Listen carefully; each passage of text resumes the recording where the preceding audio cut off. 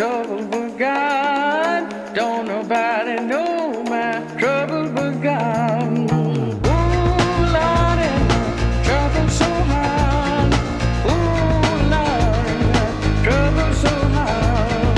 Don't nobody know my trouble but God. Don't nobody know. Now this is a very familiar sight. My car, 6 a.m, going for a run on a Sunday morning. Let's chat a little bit about it. I actually wasn't going to film anything today and wait till tomorrow when I'm going to be doing like a nice speed session. But I figured I'd pick up the camera and just run you through sort of what's been going on. I've actually been a little bit sick the past couple days, which I'll get into later in the video. Just to do with a bit of stress, I think. With all the product coming in, with everything coming to fruition, with Calibrate, it's extremely, extremely exciting, but there is just so much to get done, and there's so much kind of going wrong before the products even come in, that it just creates all this different stress, like physiological, psychological. Your body can't differentiate between the two. I'm ramping training back up. I've got Calibrate. I've got, my actual job, balancing that with friends and family. Law exams are done now, so that's a component out. But yeah, anyway, all that to say, we're kind of chilling this morning. I don't feel great, but we'll get after maybe like 90 minutes easy, depending on how this weather looks. It's pretty grim out there. And then later in the video, I'm going to discuss some things I wish I knew when I was 18, so like 4 years ago, which is not long at all, but I think it's gonna be a really good chat, and I'm really excited to have that chat. So yeah, I hope you guys enjoy that, and I think it's gonna be pretty meaningful to some people who in my comment section have said, hey, I'm pretty young, similar age, maybe even a bit younger, and I really resonate, and I'd love your opinion on XYZ. You're gonna get all those opinions and all those thoughts, so that's gonna be a really good part of the video. I'm looking forward to it. And yeah, I also want to say thank you for all the support. We got a lot of new subscribers now from that video that somehow got like 40,000 views. I don't know why, but it's pretty wild to me. So I really appreciate all that. What I'm going to do now is go for a little walk. The Achilles is it's like 85, 90% there. I still need to do little warm-up walks before I run. So we're going to go out. It is raining, but I'm going to head out and go for a little warm-up walk. It is just so cold at the moment. I actually wanted to talk about two questions I had in last video's comment section. One of them was, what time do you go to bed if you wake up at 5? Short answer, around 10. Maybe a little bit later sometimes, maybe a little bit earlier, it really just depends. And the second one in a similar vein is, how do you maintain a social life if you're waking up at 5? It's really not that hard. Something has to give. You can have anything you want in this world, you just can't have everything.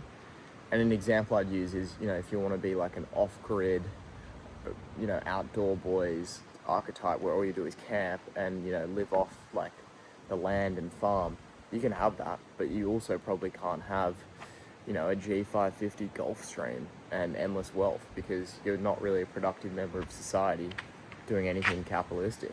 So it's like, that framework applies to anything in life, if that makes sense. Now, why is that relevant to sleep and social life? Well, you can still go out and see all your friends. Like I see a lot of my friends, at night time, up until like 11 p.m. If it's someone's birthday, massive rage, a big night, sure, it's gonna be till 2, 3 a.m. But then you're probably not gonna have the best sleep if you're waking up early. That being said, it's not like I wake up at 5:30 every single morning. It's more like 70% of the time. And throughout the week, me and all my friends catch up for coffee in the mornings. You can go for runs with your friends. You don't have to just socialize at night when people are going out and drinking. So that's kind of my take there. My social life definitely doesn't suffer. And, when we discuss health, we discuss pillars of health. We discuss your financial health, your mental, your physical, your social, which is that aspect, your spiritual. There are all these different realms and pillars, and at any given time, you're probably not going to be tapped into 100% of all 5. What's more likely is, you're really tapped into your social health and your mental health and your financial at one time. Maybe your physical takes a bit of a dip. Maybe sometimes you want to prioritize like your physical health. So that takes a forefront, and that means maybe, you know, you're not able to go and socialize as much because you're so locked into training. And sure, your social health takes a dip, but over time, ideally, you're spending as much time diligently on each of them. So I hope that kind of makes sense. But yeah, that's kind of my thought process there. Again, like, it's just me on this channel. I'm only showing videos of me. And so everyone kind of thinks like I'm quite an isolated individual. I'm not. Like, excuse me, I went and got plenty of coffees, plenty of chats with my mates, like went out for the Origin, stuff like that. So yeah, it's just about finding that balance, striking it and maintaining it. It is now time to actually head for a run. And we've got a little bit of rainfall coming in, so I'm gonna try to beat that rainfall and go get after it. Yeah, let's get after it.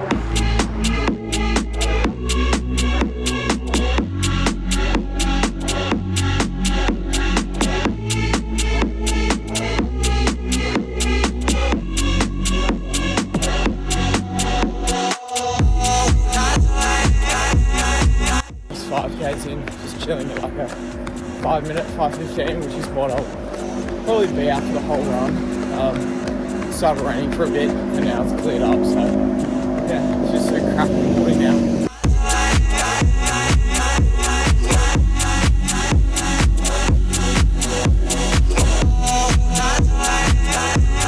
We are now about 10Ks in, so just lock back in, hit some more chill Ks, finish this pod and then chat a bit more. I mean, seriously, can't get much better than that in the mornings.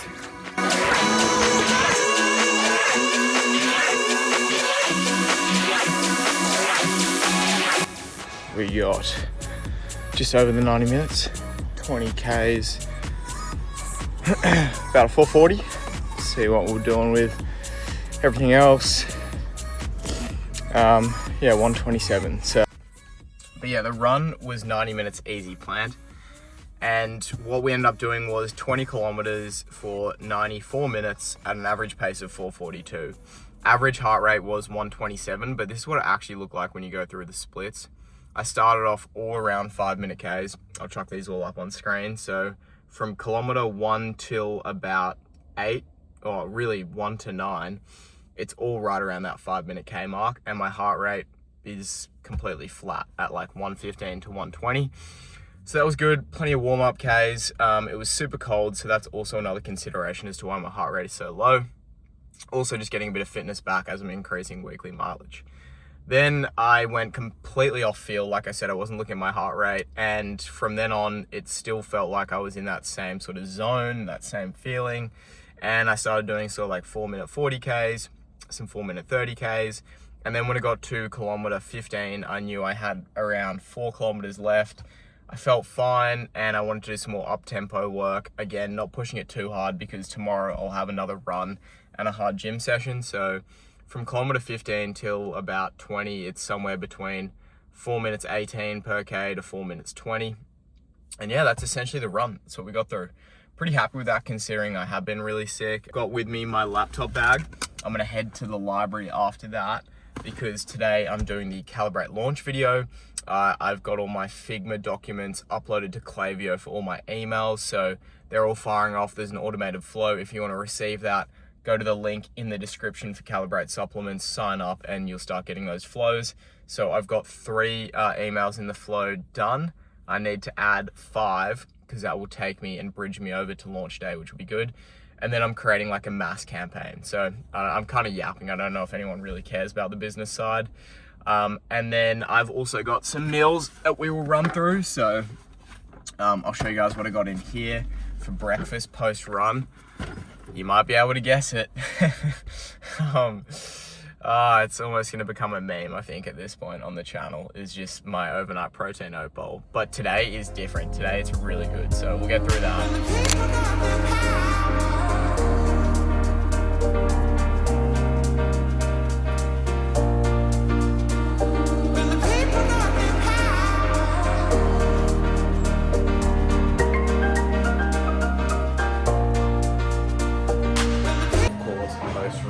We have the overnight protein oat bowl, which I'll run through. This one is huge.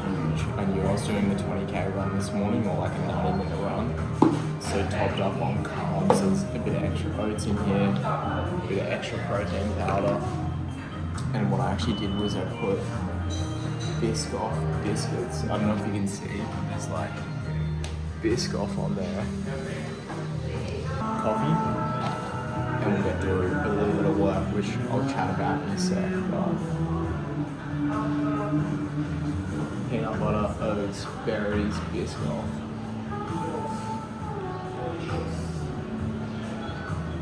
I will never get sick of this. I also picked up this new protein powder, which is like vanilla ice cream, and it tastes phenomenal. Like the peanut butter mixed in with the vanilla, with the berries. It's time to stop filming and actually get some work done. So.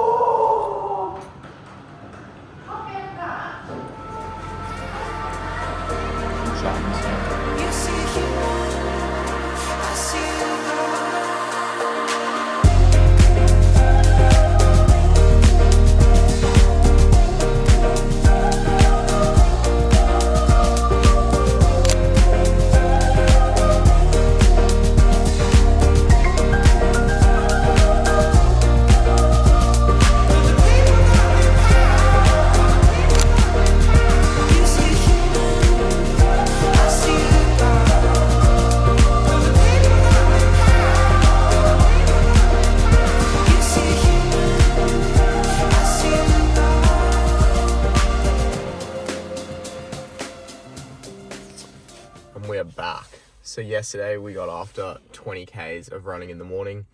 In the afternoon, after a bit of work on Calibrate, or a lot of work, putting out that launch video, doing some flows, fixing a lot of the Shopify stuff with the store. We had some breaks in some of the email pop-ups I wasn't capturing, so fixed all that. I then got after a shoulders, a little bit of arms, a little bit of core session, and then me and Ben went and got a sauna. So I'm just going to do 12Ks, pretty easy, go do a nice sunrise run, and then I'm going to come back and do an hour gym session. So it's going to be a double morning session. We're going to hit 2 hours worth of training, condense it into the morning. And then after that, I've got the physio. And then today I've got a ton of meetings with manufacturers, people in the e-com space, and the co-packer here in New South Wales. So that's going to be really cool. It's going to be a good day. Now later today, we're going to get after that talk where it's advice to my younger self in terms of life, a little bit about training, you know, sort of figuring out what it is you want to do, you know, talking about environment, talking about friends, talking about all these different decisions you make when you're young, talking about regret or lack thereof, experience perspective. That's going to be a banger. So maybe we'll cook up some steaks, sit down and chat together.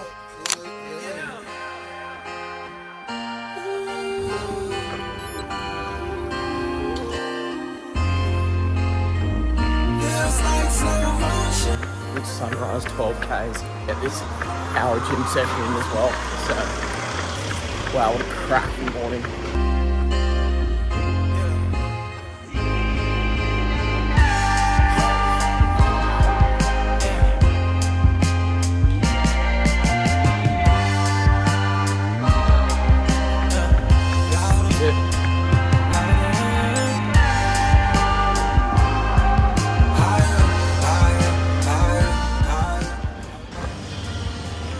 That is 12Ks done. I don't know if you can even hear me, but I'm gonna eat a little bit of food, rip a celly, and then we're in the gym. So I gotta save that one. Okay, I'm 90% sure you are not gonna be able to hear me out there. So we're coming in here. All right, what do we got going on post-run? Let's have a little look in the goodie bag. Okay, a question I had last video. What are my thoughts on caffeine? What do I think about caffeine? I'm not sure if you watched the whole video, brother, but that was in the video. But we're gonna relay it. I'll tell you what I think about caffeine. It's a tool. It's extremely powerful. It's very good for you if used correctly. Don't drink it too close to sleep. Simple as that. I don't need caffeine to go about my everyday life. I just use it for training when necessary. You know, I didn't really drink any caffeine before the run, so now I'm gonna have some caffeine before the gym, allow me to push harder. But yeah, cut it out all by 12. Ideally. Ideally you're getting it from coffee. I got this Celsius for free, so it's an energy drink. It was a good little 12K trot. pretty light, pretty easy. Finished off sort of just outside of my zone 2 pace, but chuck it up on screen. There's the hour done, and yeah, we'll get this double session in. Get in the gym.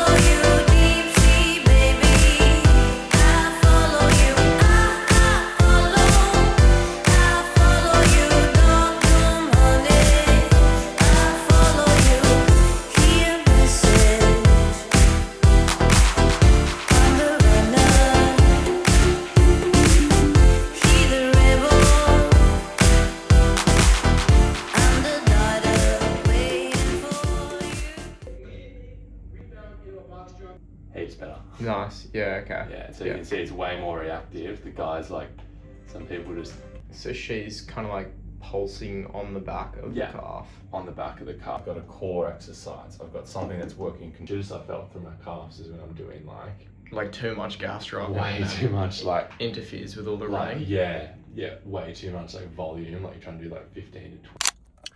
We're gonna head straight back into the lunchbox to see what we got going on. I showed meal prep last night, and one of those things was my like chili scrambled eggs with potatoes. That's what we're gonna get into, and it is a lot of potatoes. I cooked up like 1.5 kilos of potatoes and split that pretty much across 2 meals. So I've got that, and then I've also got some supplements, which I'll get into. It's nothing revolutionary. I've got a multivitamin, which is B activated, so it's got methylated B12 in there, a little bit of B6, some other things. I've got omega-3s, which are these little orange ones, and then I've got a lot of D3 because it's winter at the moment. I've been working a lot in the middle of the day, so I haven't been out, haven't seen a ton of sun, which is unfortunate, but it's just the reality of life sometimes, so we're supplementing with it. But yeah, that was what I showed you yesterday, which I think was like 5 eggs. A little bit of egg whites in there too, and heaps of potatoes. So this is what I'm going to be getting down right now. A bit of beetroot, and there's some oven grilled onion in there too. And yeah, this is going to help me replenish a lot of those carbs I lost throughout both the run and the gym session, and also just fuel me throughout the day. Potatoes, super satiating, obviously very healthy. Could I go with sweet potatoes? Sure, I'm just mixing it up, but I also absolutely love eggs, so I'm going hard on the eggs at the moment, but I'll get this down, take my morning supplements, go get stuck into a massive calibrate build for today. But yeah, see you soon. Really good news off the back of that physio appointment. We did a lot of retesting on my Achilles, on my calf, on my lower body in general, and we're in a really good spot. We're definitely not back to where we were pre-injury, but you know, a lot of my lifts, a lot of my results were 20-30% above where they were when we tested 2 weeks ago, so that's really encouraging. And I got a ton of new isometrics, so we're going to be hammering those, ton of new plyos, and we're going to be so back in like a month's time for all the running. So speed and tempo work coming very soon. Probably make sure I'm actually recording. And tonight's topic is going to be about the relationship between risk and regret, and some things I wish I knew when I was younger. And I'm not going to sit here and pretend that I'm, you know, old and tenured and wise and have all this experience. I'm still really young, but you know, if I had learned this lesson 4 years ago when I was 18, then yeah, it definitely would have helped me and probably pushed me forward to where I am today quicker. So I think it would be worthwhile sharing, like looking at my demographics based on YouTube Studio, it's telling me a lot of my viewers are between 18 to 25, similar age to me. So I figured if I shared some light, maybe some people might resonate and hopefully take something from this. But I want to discuss actually why I think regret is misunderstood. A lot of people think, and I always thought, that I would regret certain things I've done in my life, actions I've taken, decisions, opportunities I've jumped at. But the truth is, it's actually the opposite. It's everything I've omitted, that I've been hesitant to do, that I haven't done, that I end up regret not taking action on. Now, what do I mean by this? You can make bad decisions in life. You can, really screw around in your youth and do some things that you aren't necessarily proud of. I'm not advocating for that whatsoever, but you can do some other things that you kind of regret doing, that maybe you misunderstood the situation, and as a result, you took some learnings from it, you grew as an individual, you got better. A lot of the decisions you make early when you're young and you make mistakes doing are going to build a foundation of learning, and that will help you going forward and iterating further in life. What I have realized is that, those decisions in the moment that I thought were world-breaking, that I thought really broke me as an individual, or, I wouldn't be able to bounce back from, ended up making me stronger. And the reason is because it forced me to change my actions, it forced me to change my person, my perspective, my empathy, and then as a result, you grow and you become stronger as an individual. What I also realized was there were things that I would say no to. And it can be as simple as, a night going out with mates. It can be as simple as not joining a certain, club or team, or, not taking up on that coffee chat or that email someone sent. Or it can be something as big as not pressing play on a passion or a business decision, or a huge tangible change in your life, like changing your environment, changing your friend group, changing your body. That is a huge decision, to go out and pursue fitness and become a better version of yourself. That's a massive decision. All these decisions, not taking them, I think that's where regret is. It's not the things you did. You learned, you grew from them. It's the things that you haven't done yet, or that you're putting off, that you're regretting putting off. I think those are the decisions that will break you as an individual, that will keep you stagnant in life. So if I was 18 right now and I sat down in front of myself, I would say just go for it. Like, this world, it's pretty brutal. Like, the truth is, it is. But at the same time, it rewards people who go out and get after it and live in the arena. I always speak about that notion of living in the arena. I picked that up from Naval Ravikant, of course. You can sit here and listen to your podcasts, you can read your books, you can watch videos, get inspiration, but until you really go and live and experience, well, nothing's going to change. So if you have that idea, you have that business, that passion, that pursuit that deep down you really want to try and endeavor, I think you're going to regret not going after it this early when you're so risk on. I'm so lucky I don't have a mortgage over my head. I don't have kids to feed. I don't have, family to worry about. I'm at this young age where I have risk capacity. So I'm open to taking risks, like, building Calibrate at the moment. I sunk all my finances into it, divested a lot, and I'm not going to sit here and discuss all that, but at the same time, that is inherently a risk, and it could all go to zero. That's the truth. But imagine I didn't take that step, and imagine I never found out. Like, that would kill me. That would kill me. And there are tons of decisions like that you can make every single day. And I don't want it to all be about like training and business, and it can be to do with relationships. It can be to do with your environment. I don't want to get too deep and too like philosophical and, grindcore, but just think about how many tombstones are out there of people who never took that action towards what they were truly passionate about and what they wanted to do. Like, there would just be so many people in this world who get to the end of their life and realize like they never did the thing they wanted to do. That is a really scary feeling. And honestly, that's kind of what drives me intrinsically, is that notion that I'm going to get to a point in my life where time has run out. Simple as that. And I'm not trying to scare anyone or be really grim about it, but time will run out. And I would love to get to that period in my life and just be like, wow, I really did everything I could to pursue what I was passionate about, to do the things that were on my mind. And it's not just about like building a business and building this financial flywheel and, you know, being wealthy. Like, sure, those are all considerations. I want to be able to provide for my family and give them experiences and travel, but, you know, I'm talking about real world lived experiences. Like, I want to travel through, you know, Africa and do Mount Kilimanjaro and do all these summits around the world and do all these different endurance events and do all these like Misogis that really push me and make me find my limit. But then I also want to go and like educate and teach in like underserved communities around Southeast Asia and again in Africa. And, you know, I want to go and travel the world and I want to see all the ancient sites. I want to know what our ancestors did. And like, I just have all these things, and it can seem in the moment like there's just no time to do all these different things. But, you know, there isn't time if you're sitting there scrolling and you're wasting and you're not using it productively.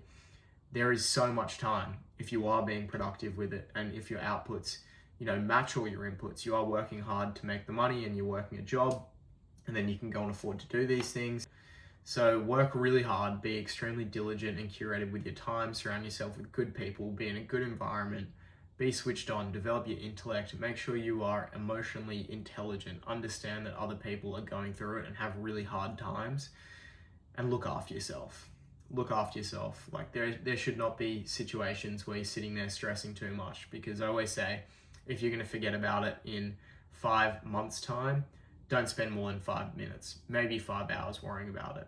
If you're going to, you know, forget about it in 5 years' time, don't spend more than 5 days worrying about it. If you're going to forget about it in 5 hours, then don't even worry about it whatsoever. So yeah, that's my little D&M. Hope you guys are all well. Love you all. Stay at it. And remember, like, you're going to regret the things you don't do, not the things you do, because you'll learn from those things. You won't learn from never taking action. Love ya.